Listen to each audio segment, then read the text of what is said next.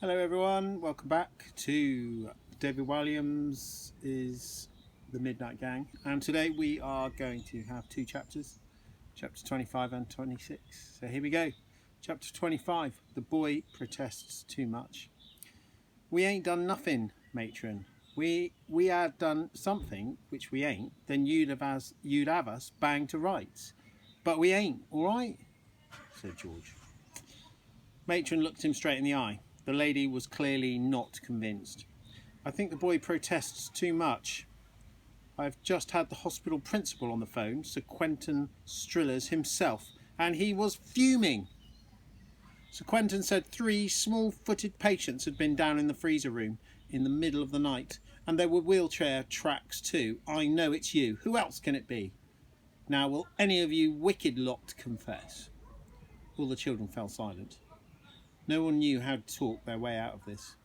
Then, from the corner of the ward came a voice. I was awake all night, matron. It was Sally. And everyone else was asleep the whole time, so it couldn't have been them. Swear it, demanded matron. I swear, matron. Sally put her hand to her heart. I swear on my pet hamster's life. Purred matron.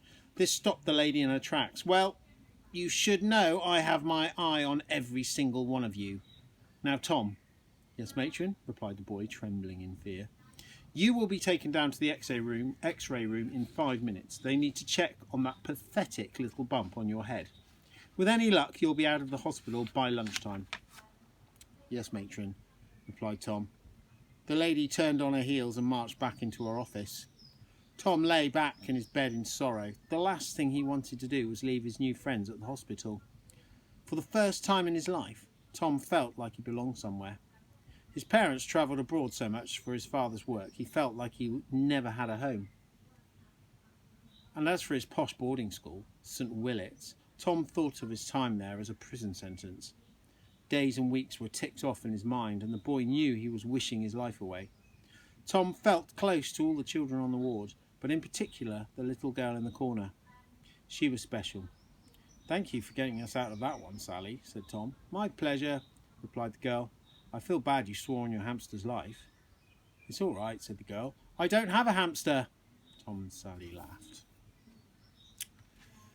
Chapter 26. The Taste of Pond.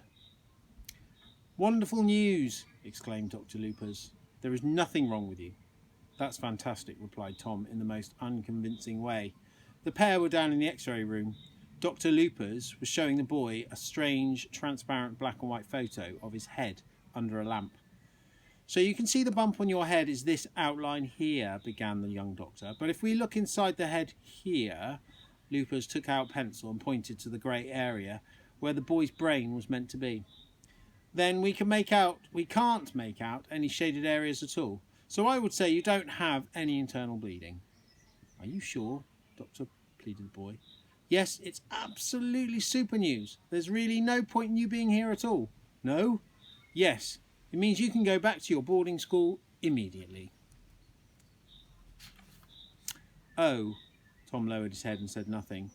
Loopers was absolutely baffled that this child was sulking because he could leave. Normally, patients wanted to get out of Lord Front Hospital at the earliest opportunity. What's the matter, Tom? Asked the man. Nothing, it's just... What? Well, I've made some really good friends on the ward. Then make sure you get their addresses before you go, and they can be pen pals. Pen pals sounded boring. Tom was yearning for more adventure. I will ask matron to call your headmaster right away to arrange for you to be collected as soon as possible. Tom realised he had to think fast if he was going to be able to stay with his new friends for another night of adventure. I feel very extremely hot, Doctor, he exclaimed. At his boarding school, a high temperature guaranteed you could leave a lesson and have a lie down in the sick bay. This was a particularly useful way of getting out of double maths on Wednesday afternoons. Tom had even seen a boy put the end of a thermometer on a blazing hot radiator to fake illness. Are you sure? Asked Loopers. He felt the boy's forehead and wasn't convinced at all. Yes, I'm burning up, Doctor, lied the boy. Hotter than even a particular hot cup of tea that is too hot to drink. Looper whipped out the thermometer from his pocket. and put it in the boy's mouth. Tom needed a distraction. I need a glass of water, doctor, he mumbled, with the thermometer in his mouth. Urgently, or I am so hot I might spontaneously combust. Oh dear, replied Lupus, a note of panic in his voice. As he flapped around the X-ray room like a trapped bird, Tom slipped the thermometer out of his mouth and put it next to the fiery hot light bulb. Immediately the temperature shot up. Then the boy slipped the thermometer back in his mouth, burning his tongue a little in the process. Lupus returned with a vase of flowers. I couldn't find a glass. This is the best I could do right now, I'm afraid. Lupus took the thermometer out of the boy's mouth and pulled the flowers out of the vase. Green water with bits of brown bobbing around in it lurked at the bottom. Be sure to drink it all, ordered Lupus. Reluctantly, the boy started sipping the rank liquid. Big gulps, please, said Lupus. Every last drop. Tom closed his eyes and swigged down the rest of it. It tasted of pond. As he did so, Dr. Lupus studied the temperature in horror. Oh no! What? Asked Tom. This is the highest temperature ever recorded for a human being. Tom worried he might have overdone it. Do I win a prize, Doctor? He asked. No, but we're going to have to keep you in hospital until your temperature goes back down to the normal level. Lupus whipped out a medical form and began making notes on it. Do you have a headache? Oh, yes. Fever? Yes, I'm burning up. Cold sweats? Yes, suddenly I'm freezing. Aching joints? Yes. Blurred vision? Yes, but sorry, who's speaking? Dry throat? It's hard to answer, my throat is so dry. Excessive tiredness? I don't have any energy to answer.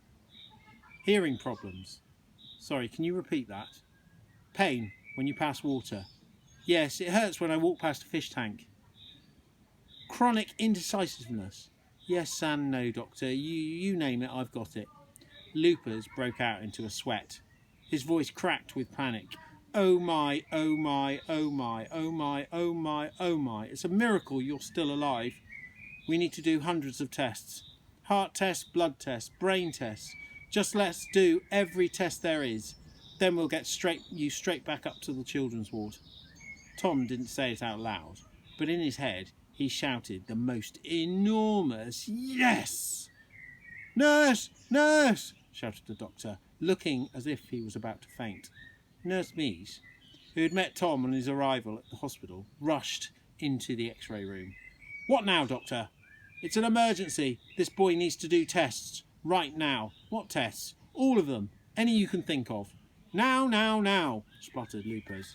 Fetch 2 trolleys. Why do you need 2? Demanded Mees. Because I'm going to pass out. And we'll see what tests happen on chapter 27 tomorrow.